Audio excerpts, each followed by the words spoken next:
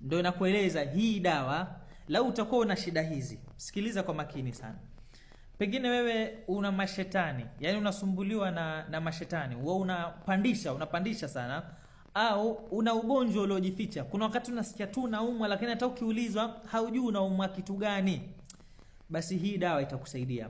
Au pia una sihiri mwilini mwako. Kuna wakati mtu anakueleza matatizo yake, kwa sababu ili uweze kumtibu mtu ni mpaka ujue anasumbuliwa na nini. Kuna wakati mtu anasumbuliwa na sihiri, uchawi. Kuna wakati mtu anasumbuliwa na jini, yani ana shetani mwilini mwake. Kwa hiyo leo itakuwa ni kisomo tu unatumia. Wewe unamsomea tu Qur'an, unasoma. Inaweza kuwa si jini anayomsumbua, ni sihiri. Anahitajia vitu ambavyo kwamba vinaweza vikatoa sihiri mwilini mwake. Pengine tumboni, mtu akuna vitu alilishwa tumboni mwake ndio vinamsumbua.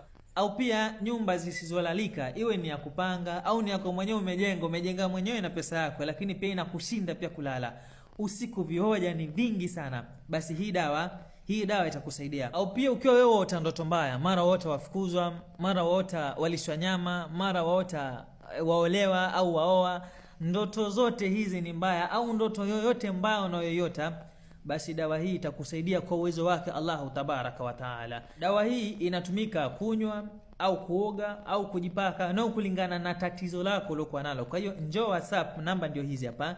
Njoo WhatsApp, eleza tatizo lako ni gani, na kisha tutakueleza namna utakavyoitumia na namna utakavyoipata dawa hii.